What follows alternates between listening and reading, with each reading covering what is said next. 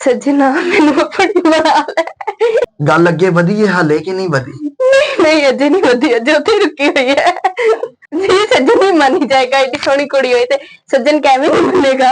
ये पहली पेमेंट मुझे मिली थी 15,000। मुझे मैडम नरगिस का डांस बहुत ही ज्यादा पसंद था।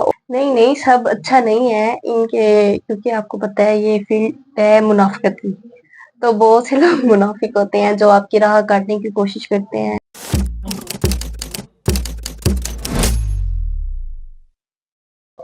अस्सलाम वालेकुम नाजरीन, मैं मोहम्मद कुरबान और आप देख रहे हैं पाकिस्तान। नाजरीन, आज हमारे साथ पाकिस्तान थिएटर इंडस्ट्री की उभरती हुई परफॉर्मर अदाकारा जवेरिया चौधरी मौजूद हैं। उनसे गुफ्तगू करते हैं और जानते हैं कि उनकी शोबिज इंडस्ट्री में एंट्री कैसे हुई, कौन से ख्वाब लेकर वो शोबिज इंडस्ट्री में आई और जिन ख्वाबों की दुनिया से वो इस हकीकत की दुनिया में दाखिल हुई हैं उनमें तकमील कहां तक पहुंची है। अस्सलाम वालेकुम जवेरिया। वालेकुम सलाम। कैसी हैं आप? मैं ठीक, आप कैसे हैं? अल्हम्दुलिल्लाह। सबसे पहले तो आपका शुक्रिया कि आपने टाइम दिया। जवेरिया, कैसे गुजर रहे हैं आपके शब और रोज?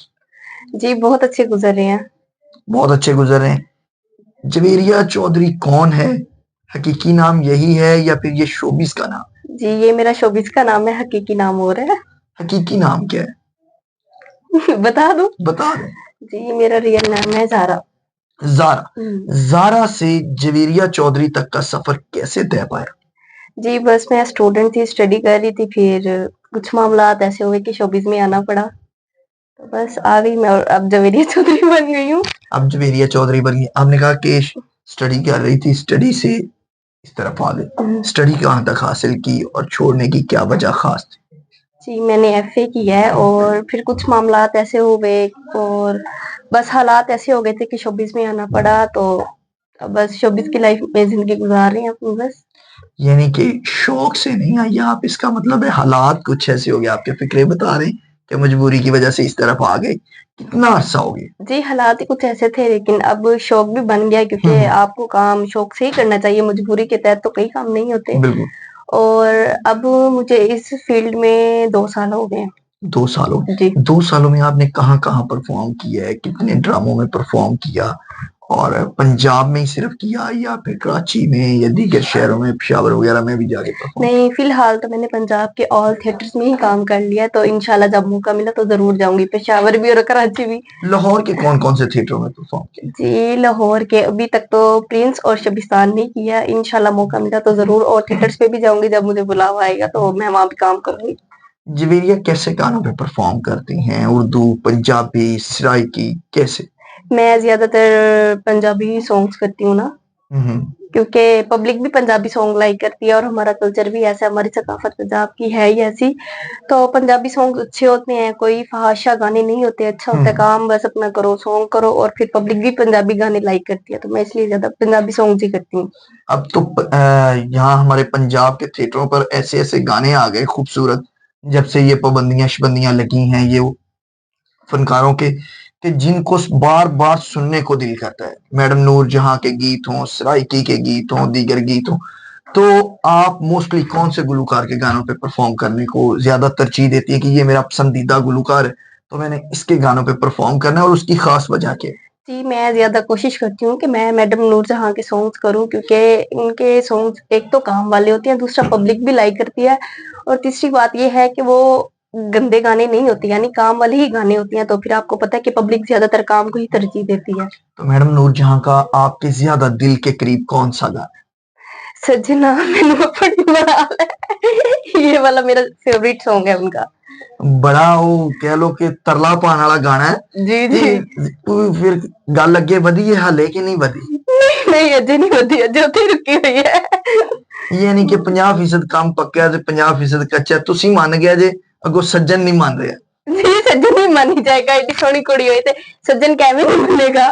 अच्छा, जवेरिया मौजूदा थिएटर ड्रामा जो है इसको कैसा देखती हैं?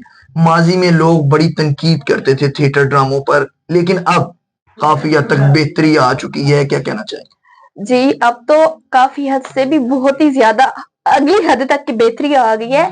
हमारी जो सेंसर है वो बहुत अच्छी है और मैडम उस्मा बुखारी ने जब से पाबंदियां वगैरह की हैं और ड्रामे को ड्रामा बनाया है, तो बहुत अच्छा उन्होंने ये स्टेप उठाया हम सब आर्टिस्ट के लिए और जो जितने भी शोबिज वाले हैं सबके लिए। तो जब हमारा ड्रामा होता है वो सेंसर चेक करते हैं, सेंसर हमारी पास होती है। तो अगर सेंसर में कोई वल्गर यानी बोलना होता है या कोई स्टेप होता है तो वो लिहाजा सेंसर वाले भी बोल देते हैं कि आपने ये स्टेप नहीं करना। और फहाशी यानी पहले भी खत्म ही हो चुकी है, लेकिन वो हमें अब ऐसा ड्रामा में बिल्कुल कुछ नहीं हो रहा। तो सेंसर हमारी पास होती है और उससे अगली बात ये है कि 4 से 5 दिन हमारे ड्रामे की रिहर्सल होती है और हमारे गानों के पीछे हमारी इतनी मेहनत होती है, ड्रामे के पीछे इतनी मेहनत होती है।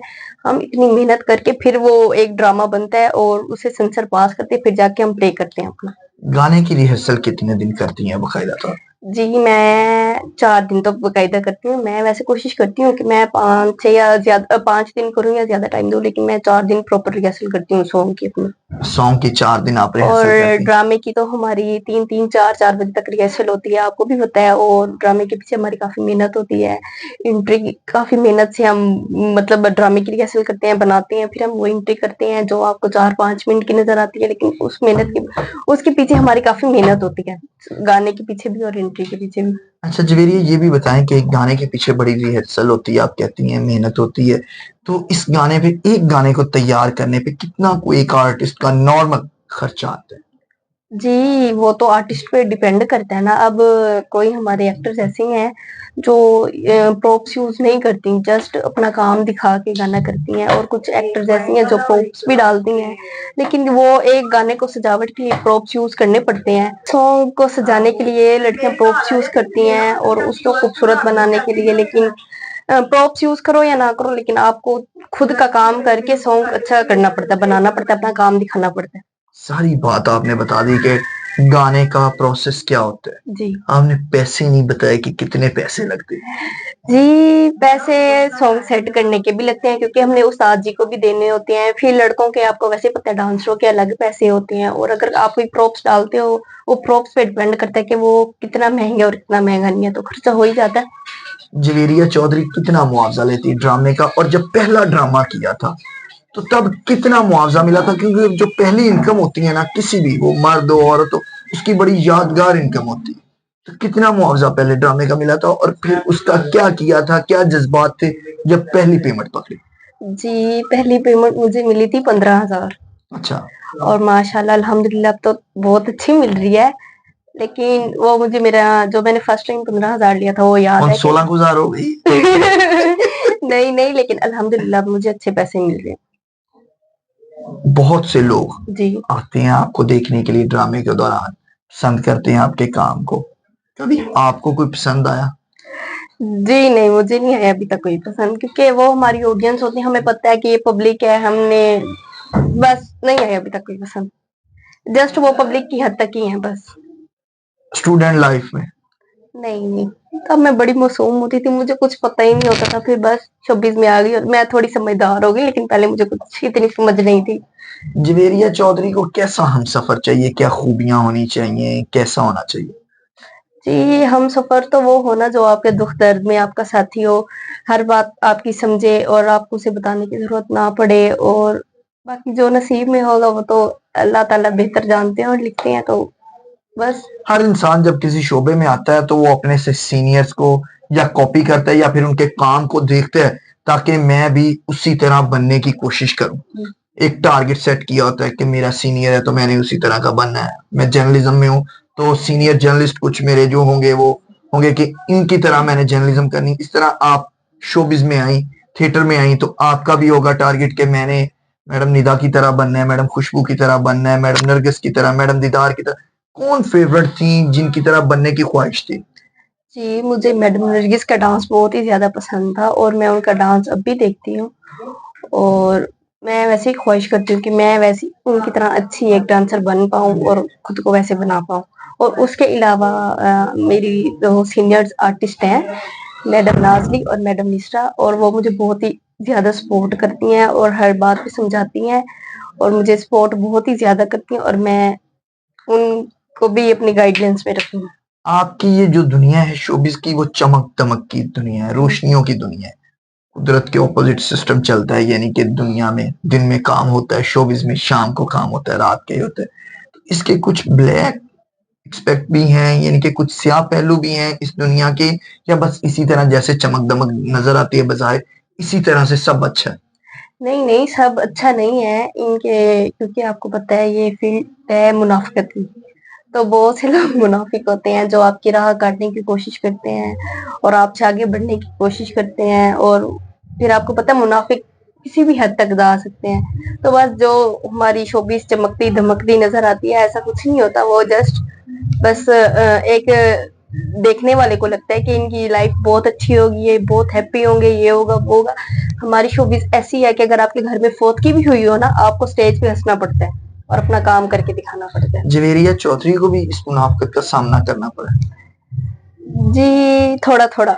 मसलन किस तरह का सामना करना पड़ा? मसलन ये है कि आपको पता है आजकल टिकट्स का बहुत रिवाज चल रहा है कि बंदे बिठाओ, और लड़कियां बहुत से ऐसे स्टेप्स उठाती हैं कि वो एक लड़की से आगे जाएं, उसके जो पोजीशन है वो चाहती हैं कि उसकी पोजीशन हमें मिल जाए, लेकिन वो ये नहीं देखती कि उसकी पोजीशन के पीछे उसका कितना स्ट्रगल है, वो कितनी मेहनत कर रही है और फिर जाके वो इस पोजीशन पे आई है। तो लड़कियां बहुत कोशिश करती हैं, वो प्रोड्यूसर को बोल देती हैं हम सीटें देती हैं, हमारा फोटो बड़ा यानी इससे ऊपर लगा दे, हमारा गाना पहले करवा दें, ये कर दें वो कर दें। तो बस ये सारी मुनाफिकत है इस हमारी शोबिज़ में। बहुत सी सीनियर अदाकाराएं ऐसी हैं कि जिन्होंने बिल्कुल सीटें नहीं लगवाई और मेरी फिंगर टिप्स पे हैं, जी उन्होंने कभी एक बंदा भी नहीं बिठाया, मैं इस बात का गवाह हूं। लेकिन अल्लाह ने उनको इज्जत दी, बड़ी जी फोटो जी। भी उनकी लगती है, अच्छा मुआवजा भी वो लेती हैं, उनका नाम भी हुआ है पूरी दुनिया में, वर्ल्ड टूर उन्होंने किए हैं। तो फिर इसका मतलब है कि गलती तो जूनियर की खेत में है। जो लेकिन जो अब वाली लड़की है ना, वो ये सब कर रही हैं। सीनियर्स हमारी ने ऐसा कुछ नहीं किया, और माशाल्लाह वो अब भी काम कर रही हैं, वो कोई सीट्स नहीं दे रही। लेकिन जो न्यू लड़कियां आती हैं ना, मैं उनकी बात कर रही हूँ। सही है। तो न्यू में कौन कौन शामिल है? जी वो अब काफी न्यू है, ये नहीं, अब तो बहुत सारी लड़कियां इजाद हो गई हैं, जैसे वो उड़कर इस शोबिज में आ गई हैं। तो वो बहुत कोशिश करती हैं कि हम मतलब एक अच्छा जगह। जवेरिया, पहले अदाकाराएं जब आती थी फील्ड में, 5 5 6 6 साल वो मेहनत करती थी, फिर जाके उनका नाम होता था।